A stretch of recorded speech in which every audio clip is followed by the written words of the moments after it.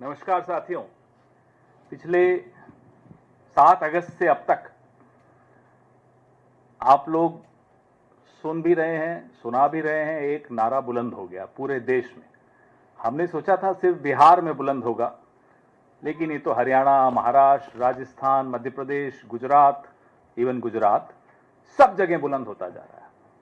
और ये नारा नहीं है, ये एक हकीकत है। वोट चोर, गद्दी छोड़।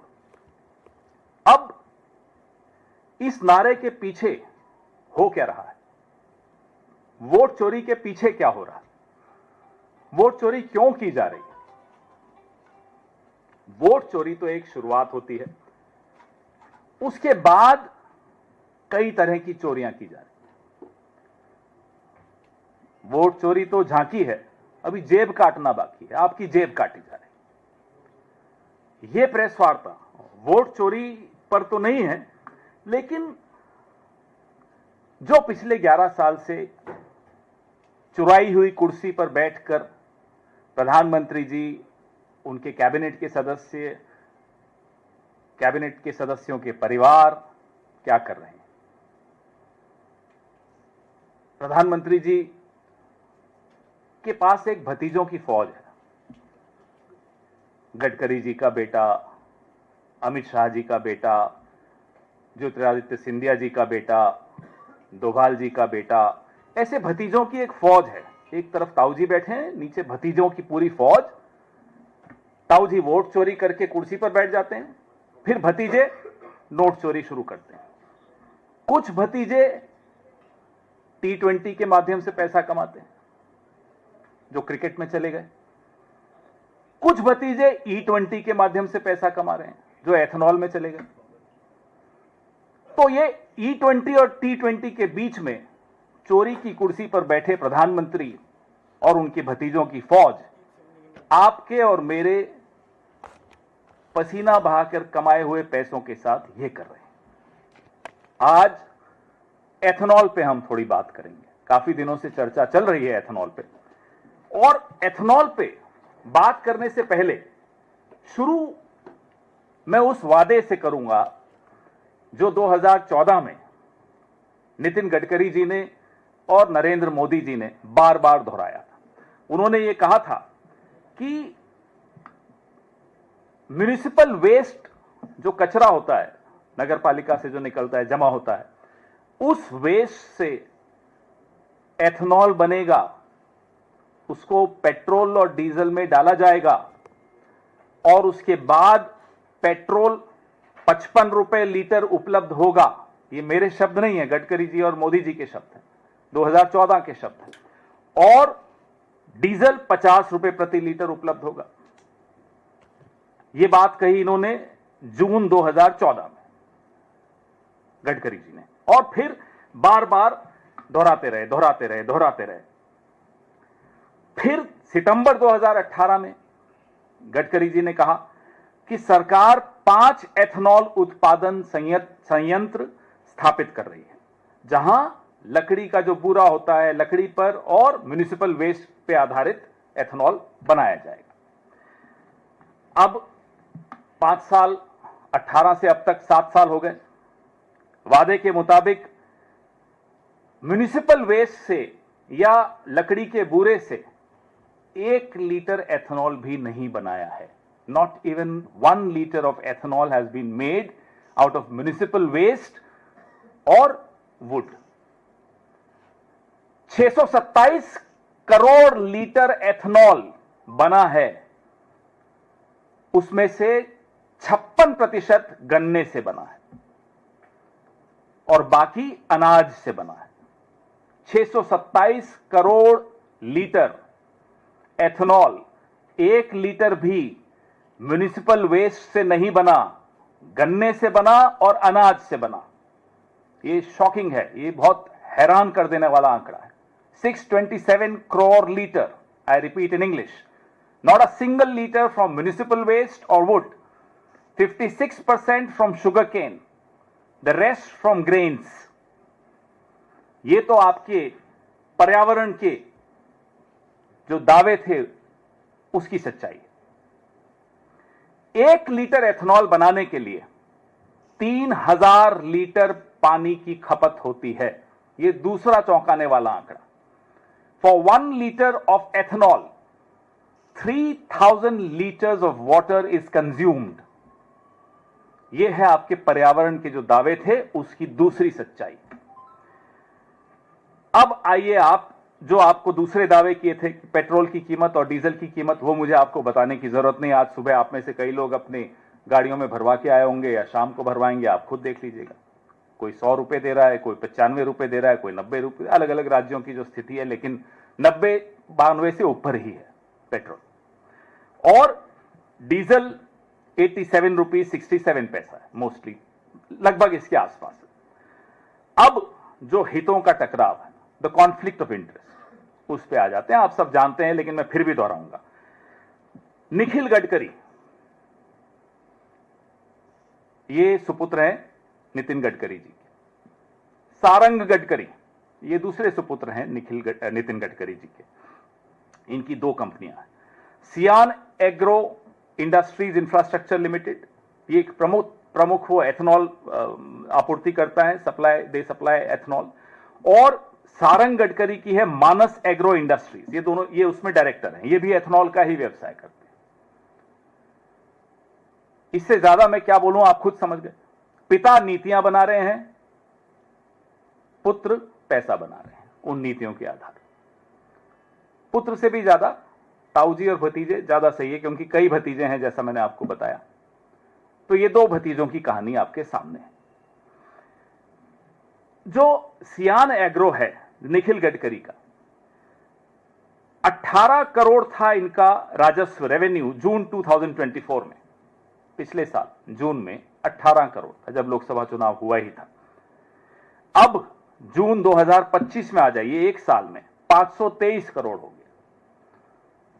From 18 crore to 523 crore is the revenue of Cian Agro which is owned by Nikhil Gadkari. ये तीसरा आंकड़ा मैंने आपको दिया जो हैरान कर देता है। इनके शेयर्स की कीमत इन जनवरी 2025 37 रुपए 45 पैसे थी, अब 638 रुपए। फ्रॉम 37 रुपीज 45 पैसा to 638 rupees. It's a hike of 2184%, 2184% इनके शेयर्स की कीमत बढ़ी है। अब आइए अगले आंकड़ों पर। पिछले 11 साल के इतिहास में कोई एक स्कीम ऐसी नहीं है जो समय से पहले हासिल कर ली गई हो, पूरी कर ली गई, लेकिन ये एक स्कीम है। आप हंस रहे हैं। 2025 की समय सीमा से पहले 20% एथेनॉल मिश्रण हमने हासिल कर लिया। आप बधाई दे दीजिए ताऊजी को भी और उनके भतीजों को भी। ये भतीजों की कृपा है कि ये एक नीति, अब हम तो मोदी जी से एक ही गुजारिश करेंगे, साहब आपकी तमाम नीतियां जो हैं अपने कुछ कुछ भतीजों को उसमें डाल दो। कम से कम देश को वो नीतियां मिल जाएंगी कि हां हो गया। वो अलग बात है कि लाभ नहीं मिलेगा देश को, पेट्रोल आज भी उतने ही रुपए में जाएगा जितने में जा रहा है। हमें कहा गया साहब रूस से कच्चा सस्ता तेल आ रहा है। अब वो कच्चा सस्ता तेल मोदी जी के एक दोस्त की रिफाइनरी में जाता है, वहां से प्रोसेस होता है, फिर मोदी जी के भतीजों की फैक्ट्री में जाता है, वहां से एथेनॉल मिक्स होता है और दिल्ली में मोदी जी बैठकर उसमें टैक्स मिक्स कर देते हैं। इसलिए 100 रुपए लीटर पेट्रोल देते हैं आप। तो ये सारे दोस्त, चाचा, भतीजा, ताऊ सब मिलकर जो खिचड़ी पका रहे हैं वो आपके सामने है। ये अर्थव्यवस्था की खिचड़ी आपके सामने है, ये ऐसे बन रही है। हमें कहा गया साहब एथेनॉल से माइलेज बहुत अच्छा होगा और रखरखाव की जो चिंताएं हैं आपके इंजन की वो खत्म हो जाएंगी। उल्टा हुआ। नीति आयोग खुद कह रहा है कि 6% माइलेज में गिरावट तो नीति आयोग स्वीकार करता है कि आती है, लेकिन हकीकत तो और ज्यादा है। 2023 से पहले जितने इंजन हमारे यहां बने हैं, they are not compatible with ethanol fuel. Engine damage हो रहे हैं, हमारी आपकी मेहनत की कमाई बर्बाद हो रही है, लेकिन किसी को कोई फर्क नहीं पड़ रहा, किसी को कोई चिंता नहीं है, क्योंकि चोरी की गद्दी है। उनको लगता है फिर से वोट चुराएंगे, गद्दी चुराएंगे और यही काम करते रहेंगे उनके भतीजे। अब E30 की भी बात हो रही है। हमारी आपकी चिंताओं की कोई चिंता नहीं उन लोगों को। हमने जब सब आप लोगों ने आवाज उठाई कि साहब इंजन डैमेज हो रहे हैं, हमें माइलेज कम मिल रहा है, तो बोले ये तो पेट्रोलियम लॉबी कर रही है। ये गडकरी जी कहते हैं, उन्हीं के वर्ड्स हैं कि पेट्रोलियम लॉबी की तरफ से आवाजें आ रही हैं। अरे साहब, ये हमारे इंजन से आवाजें आ रही, हमारी जेब से आवाजें आ रही। ये कोई पेट्रोलियम लॉबी के लोग नहीं है हम और आप। हम तो पेट्रोलियम लॉबी के शिकार हैं। अब हम एथनॉल लॉबी के भी शिकार हैं। आम नागरिक तो हर जगह से परेशान किया जा रहा है, पेट्रोलियम लॉबी भी और एथनॉल लॉबी भी और वोट चोर भी, सब परेशान कर रहे हैं। अब आपको मैंने बताया पानी, अनाज, तकनीकी प्रभाव। अब किसानों पर आ जाइए। किसानों का हमें कहा गया साहब ये एथनॉल की वजह से उनकी आय 2022 में दुगनी हो जाएगी। वो हकीकत भी आपके सामने है। किसानों को नहीं मिल रहा। शुगर केन की जो बड़े बड़े लोग हैं उनको जरूर मिल रहा है लाभ। गडकरी जी की बेटों की फैक्ट्रीज को मिल रहा है लाभ। किसानों को इसका कोई लाभ ट्रांसफर नहीं हुआ। उल्टा ग्रेन्स, अनाज सस्ते में उनसे लिया जा रहा है एथनॉल बनाने के लिए। वो लाभ भी किसानों को नहीं मिला। चावल हो या गेहूं हो, उसमें किसी का लाभ जो एथनॉल में अनाज जा रहा है किसानों को नहीं दिया गया। उनको जैसे सस्ते पेट्रोल से लाभ हमें नहीं हस्तांतरित हुआ, नागरिक को, कंज्यूमर, उपभोक्ता को, वैसे ही इसका भी लाभ किसानों को नहीं ट्रांसफर हुआ। यह भी लाभ जिनको लेना था वो ले गए। पर्यावरण के बारे में मैंने आपको बताया। जो जितने एथनॉल की डिस्टिलरीज हैं ये लाल श्रेणी, रेड कैटेगरी के प्रदूषक हैं। जो सबसे डेंजरस, सबसे एक्सट्रीम कैटेगरी है पर्यावरण के लिए नुकसान पहुंचाने वाली कैटेगरी, वो है रेड कैटेगरी। ये उस रेड कैटेगरी में आती हैं एथनॉल की डिस्टिलरीज। तो हमें एक बात कोई समझा दे सरकार की तरफ से कि ये एथनॉल से लाभ किसको हुआ, आम नागरिक को क्या लाभ हुआ, किसान को क्या लाभ हुआ, पर्यावरण को क्या लाभ हुआ, किसको लाभ हुआ, बताइए। ये सवाल रोज बढ़ रहे हैं। सवाल आज भी खड़े हैं, जवाब नहीं मिल रहा। उपभोक्ता के बारे में आपको बता चुका हूं, सवाल सारे बता चुके हैं, लेकिन हमारे सवाल अब प्रधानमंत्री जी आपसे भी हैं कि 2021 में जब आपने ये शब्द कहे थे कि जब हम 20% एथनॉल मिश्रण हासिल कर लेंगे तो कल्पना कीजिए कि किसान कितना पैसा कमाएंगे। तो मोदी जी अब आप बताइए, 2021 के जरिए जो आपने एथनॉल मिश्रण किया उसका लाभ किसानों को कितना मिला, ये आंकड़े सबके सामने रखिए। माइलेज के आंकड़े सबके सामने रखिए। इंजन डैमेज की जो शिकायतें हैं उसके आंकड़े सबके सामने रखिए। नंबर 2, अगर एथनॉल मिश्रण का उद्देश्य पेट्रोल को 55 रुपए और डीजल को 50 रुपए पे लाना था, तो हम सब दोगुना कीमत क्यों दे रहे हैं, ये आंकड़े सामने रखिए, ये कारण सामने रखिए। नंबर 3, अगर ये E20 एथनॉल को बढ़ावा देना एक सार्वजनिक नीति है, तो गडकरी जी के बेटों को यह अप्रत्याशित लाभ क्यों मिला, ये लाभ उपभोक्ता को क्यों नहीं मिला, सिर्फ आपके भतीजों को क्यों मिल रहा है, ये भी आपको जवाब देना चाहिए। Zero tolerance for corruption, Modi ji के शब्द हैं, जीरो टॉलरेंस फॉर करप्शन। एक नया कानून लाने की कोशिश की, 130वां संशोधन, 130th amendment to the constitution of India. हम ये जानना चाहते हैं कि जब ये 130वां संशोधन पारित हो जाएगा, क्या उससे पहले आप अपने ये तमाम भतीजों की फौज पर कोई जांच बैठाएंगे? आपके जो भाई हैं कैबिनेट में सारे, मैंने नाम गिनाया आपको, अमित शाह, गडकरी जी, सिंधिया जी, और कैबिनेट के भी ऊपर जो बैठे हैं डोभाल जी, कोई एथनॉल से कमा रहा है, कोई क्रिकेट से कमा रहा है, कोई पाकिस्तान से कमा रहा है, कोई पता नहीं क्या क्या बेचकर कमा रहा है। इन सब पर जांच होगी क्या? 130वें संशोधन से पहले होगी क्या जांच? और 130वें संशोधन का प्रभाव इन लोगों पर पड़ेगा या नहीं पड़ेगा?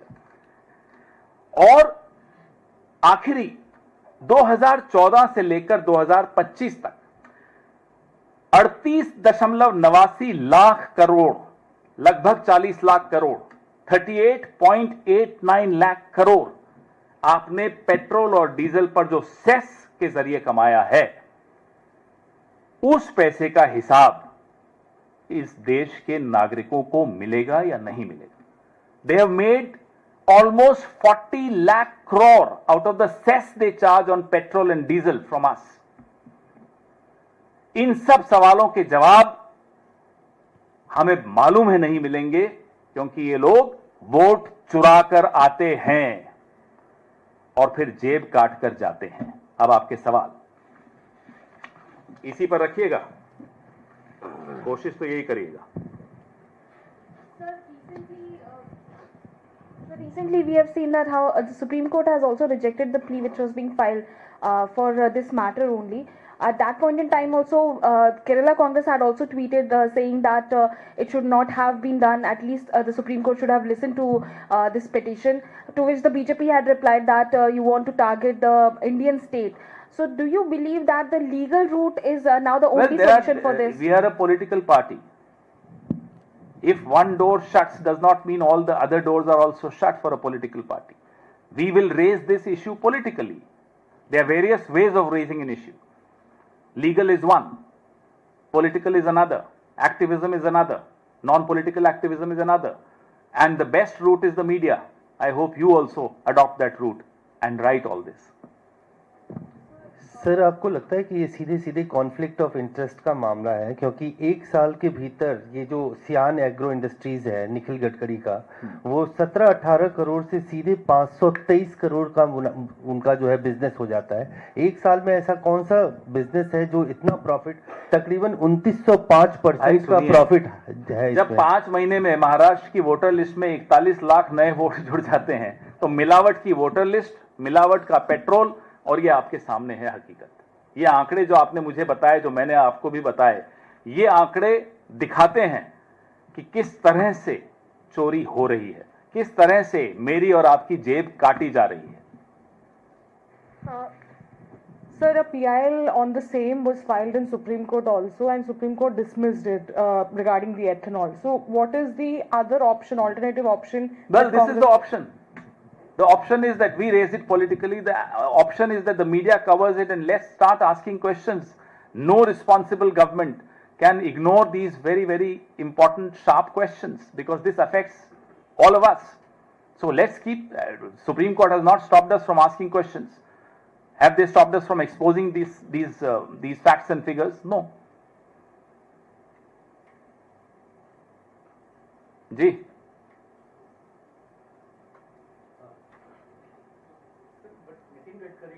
Mike. Well, he accuses all those who are questioning the ethanol issue as people who have been propped up by the petroleum lobby. So if you and I say that my vehicle is not giving me the mileage which it used to give before I started using the ethanol mixture, are you from the petroleum lobby? I don't think you are. I know you. I know you are not. But these are issues that affect all of us. So this is a pet excuse of this government. If the farmers raise questions, they are the Khalistani lobby. If the youth raise questions, they are the anti-national lobby. If you and I raise questions about our vehicles, we are the petroleum lobby. Congratulations, you also belong to a lobby now. पहले आप ये खत्म हो जाने दीजिए, फिर कई बातें कही गई कि इससे जो है पर्यावरण, जो पोल्यूशन होता है उसमें इम्प्रूवमेंट होगा, पोल्यूशन कम होगा, और माइलेज जो है वो गाड़ियों का बढ़ेगा, जिससे पोल्यूशन जो है वो कम होगा।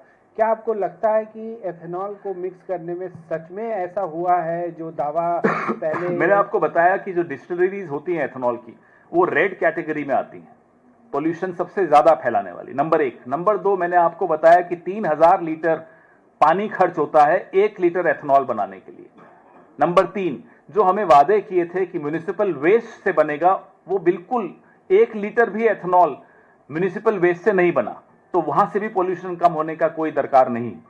तो कहां से पोल्यूशन कम हुई, जरा ये हमें बता दें। नंबर 4, आप अनाज और शुगर केन को इस्तेमाल करके एथेनॉल बना रहे हैं, पोल्यूशन कहां से कम हो रहा है, जरा इसका ये हमें जानकारी दें। हमने आपके सामने सारे तथ्य रख दिए जहां से पोल्यूशन बढ़ रहा है, घट नहीं रहा।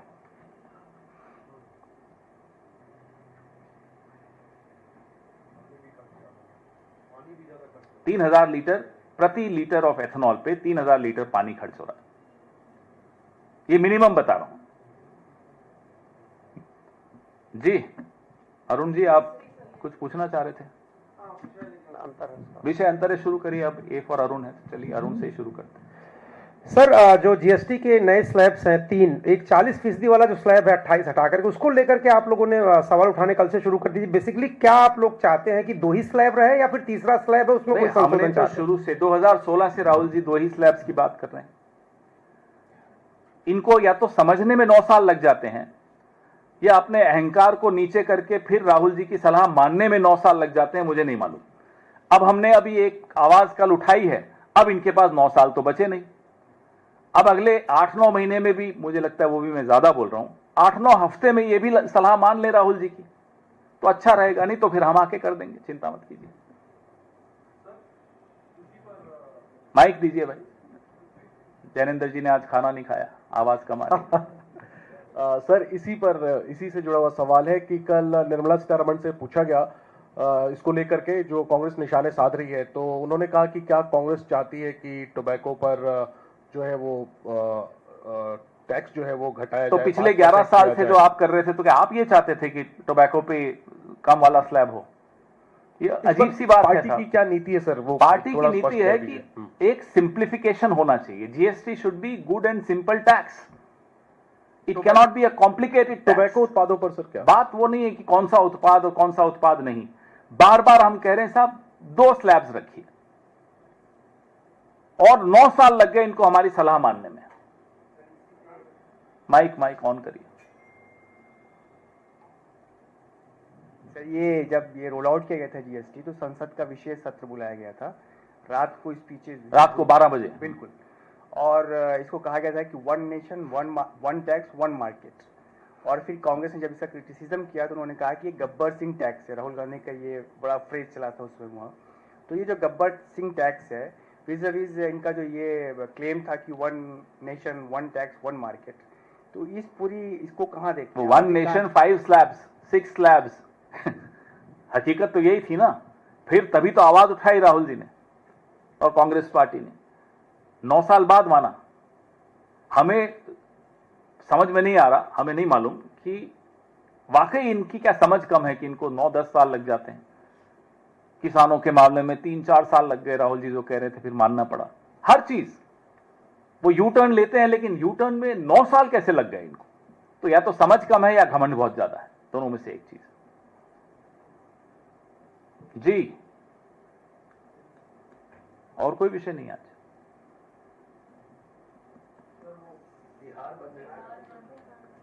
बिहार बंद क्यों है?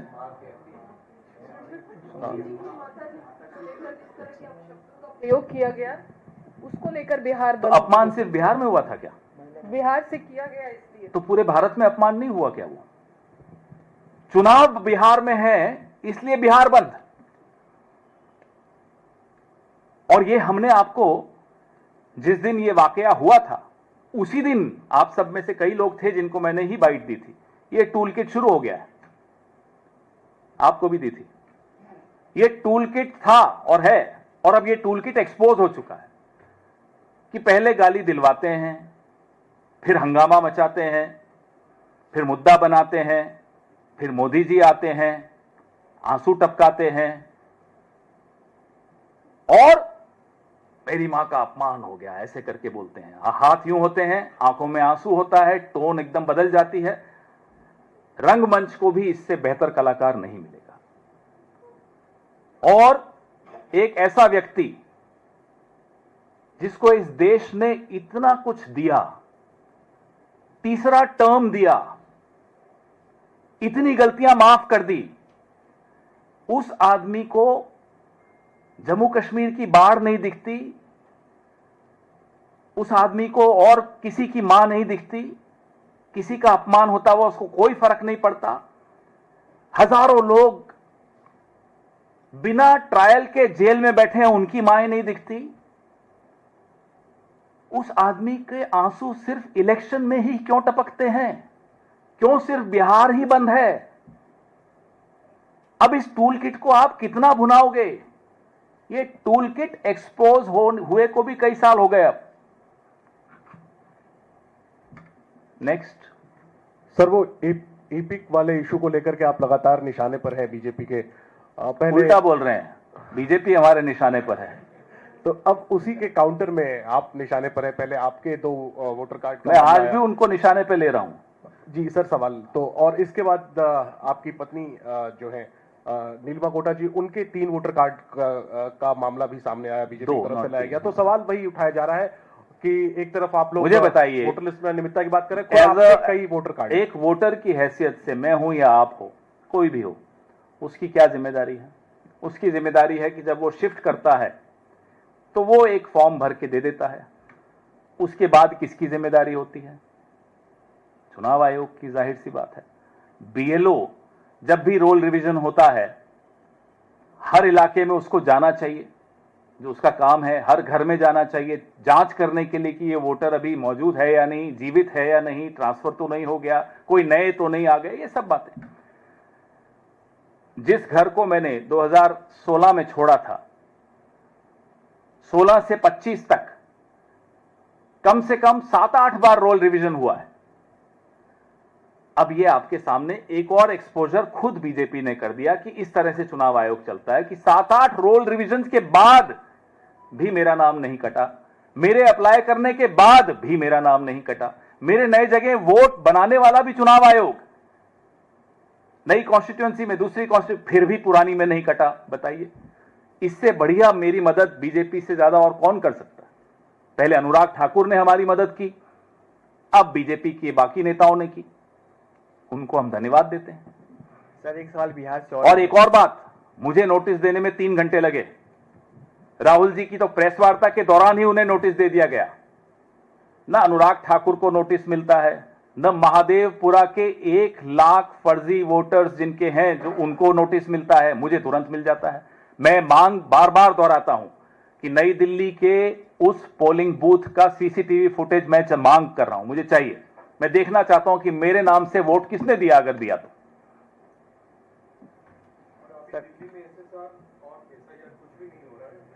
रोल रिवीजन तो हर चुनाव से पहले 1-2 बार होता है, तो 7-8 बार तो हो चुका है। कहां है वो?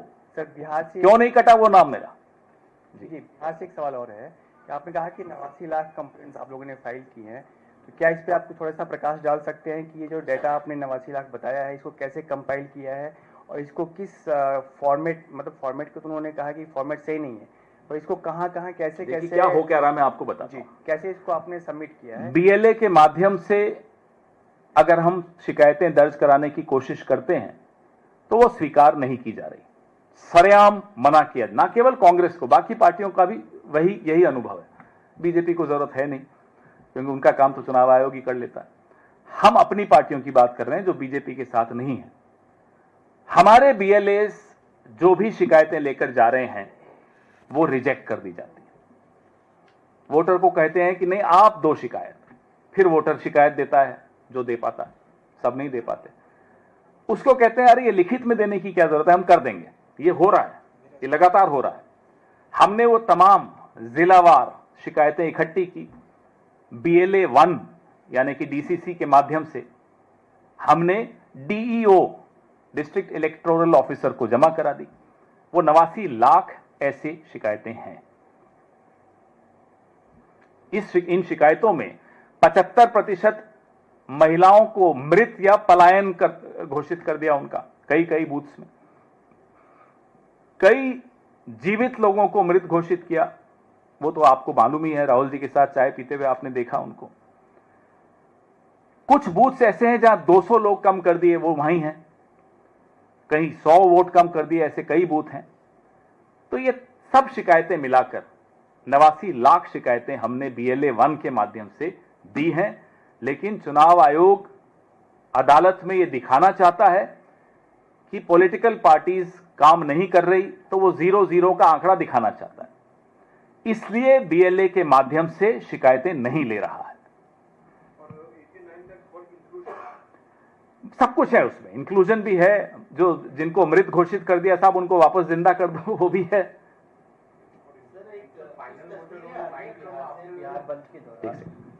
बिहार बंद के दौरान कुछ तस्वीरें आ रही हैं सोशल मीडिया पे, जिसमें कई जगहों पे बीजेपी के कार्यकर्ता एम्बुलेंस को रोक रहे हैं, जो गवर्नमेंट टीचर्स हैं वो अगर जा रहे हैं उनके साथ महिलाओं के साथ मारपीट की जा रही है। इस तरह की तस्वीरें इसी को कहते हैं तो चोरी हो, ऊपर से सीना चोरी। अरे चोरी करते हुए पकड़े गए हो आप, अब आप किसी चोर को पकड़ लो और फिर कह रहे मुझे गाली दे दी, मुझे गाली। अरे आपके साथ तो जो आपने हमारे साथ किया वो तो देखो, आपको अब सजा ये मिलेगी कि आपको लोग हराना चाहते हैं। अब आप जबरदस्ती बिहार बंद कराओ, फिर बदतमीजी करो लोगों के साथ, मरीजों को रोको, तो क्या कर रहे हो आप? आपकी चोरी पकड़ी गई, लब्बो लबाब यही है। हाँ आप Anand. Final voter rolls in Bihar might come after. Why should I look at it? Let the court look at it. Let the court look at it. इनको दो प्रदीप। मेरा उपराष्ट्रपति चुनाव को लेकर सवाल है। ये जो उपराष्ट्रपति चुनाव में हमने देखा है कि जैसे जैसे ये मुकाबला करीब आ रहा है, नक्सली ठहराते हुए बड़े आरोप लगाए गए हैं जो विपक्ष के उम्मीदवार हैं सुदर्शन रेड्डी। इनके आरोपों में आपका क्या जवाब? इसका जवाब कई सेवानिवृत्त न्यायाधीश बहुत खुलकर दे चुके हैं, कई लोग दे चुके हैं। ये लोग जिनको 9 साल लग जाते हैं राहुल गांधी की सलाह समझने में, आपको लगता है कि ये कोई पूरी जजमेंट पढ़कर समझेंगे उसमें क्या क्या लिखा है? वो जजमेंट अगर आप पढ़ लें, आपके पास समय कम होता है क्योंकि सुबह से शाम तक रिपोर्टिंग में होते हो, लेकिन पढ़ लीजिए, मैं कहता हूं आपको, मैं भिजवा दूंगा आपको। वो आप जजमेंट पढ़िए, वहां नक्सलवाद के खिलाफ क्या लिखा है, माओवाद के खिलाफ क्या लिखा है, वो बिना पढ़े। अमित शाह तो मैंने सोचा था पढ़े लिखे हैं, हो सकता है वहां भी गलत हो गया होगा, कुछ मुझसे गलती हुई होगी। एंटायर पॉलिटिकल साइंस वाले नहीं पढ़ते, समझ में आता है। लेकिन अमित शाह तो मैंने उनकी डिग्री देखी थी, कुछ था उनके एफिडेविट में, कुछ डिग्री विग्री है उनके पास भी कहीं की, तो वो तो पढ़ लेते। तो बिना पढ़े, और इस जजमेंट को 11 साल हो गए, क्या किसी भी कोर्ट ने इस जजमेंट को पलटा? सुप्रीम कोर्ट के एक जज की जजमेंट को का हवाला देकर आप उस जज का चरित्र हनन कर रहे हैं, और वो भी बिना जजमेंट पढ़े कर रहे हैं। इससे ज्यादा वाहियात बात और कोई नहीं कर सकता, सिर्फ गृह मंत्री ही कर सकते हैं इस देश के। सर मेरा नाम प्रशांत है, मैं हिंदुस्तान समाचार मैं जानता हूं आपको सर। प्रशांत कुमार मिश्रा, आगे बोलिए। जी सर, राहुल जी ने बिहार में हाइड्रोजन बम की बात की थी, सर कब तक आ रहा है? और जल्दी में हो आप, इतनी जल्दी तो मोदी में को भी नहीं है, थोड़ा इंतजार कीजिए। इस इंतजार का भी बड़ा अलग मजा होता है, थोड़ा हमें भी मजे लेने दीजिए, थोड़ा ब्लड प्रेशर तो बढ़ने दीजिए। पंजाब को लेकर बाढ़ की स्थिति बहुत खराब है पंजाब में, और जो सेंट्रल असिस्टेंस मिलना चाहिए या पैकेज मिलना चाहिए पंजाब को, जो हालात है वहाँ पे 1000 से ज़्यादा गांव, 1300 से ज़्यादा गांव बाढ़ से प्रभावित है, तो अभी तक सेंटर ने कोई पैकेज या कोई रिलीफ नहीं है ना उससे। देखिए साहब, रिलीफ तो बहुत दूर की बात है। प्रधानमंत्री ने सिर्फ एक राज्य में जरूर बात की मुख्यमंत्री से, और भी राज्य हैं जहां बाढ़ की हालत बहुत गंभीर है। पड़ोस में जम्मू कश्मीर है, पड़ोस में हिमाचल है, पड़ोस में उत्तराखंड है, कहीं बात नहीं कर रहे हैं। पैकेज तो आप बहुत दूर की बात कर रहे हैं। कल राहुल गांधी जी ने मांग की है, और हमारी पूरी पार्टी पंजाब में सड़कों पर है, राहत पहुंचा रही है। आपने कल सोशल मीडिया पे भी देखा होगा किस तरह से हमारे भूतपूर्व मुख्यमंत्री चन्नी जी हुए, या राजा वड़िंग जी हमारे पीसीसी प्रेसिडेंट हुए, हमारे तमाम नेता पंजाब के सड़कों पर हैं, गांव गांव में जा रहे हैं, खेतों में जा रहे हैं, राहत सामग्री जुटा रहे हैं। लेकिन जिसका ये काम है, उसने तो इतना भी मुनासिब नहीं समझा कि उमर अब्दुल्ला को भी फोन कर लेते, सुक्खू जी को भी फोन कर लेते। कहीं तो कुछ तो दिल दिखाइए, है आपके पास। हमें तो मालूम है नहीं है, लेकिन आप लोगों में से कुछ लोग ऐसे हैं जो आज भी मानते हैं प्रधानमंत्री के पास एक दिल है जो देश के लिए धड़कता है। हमें नहीं लगता है। खत्म करें? Thank you.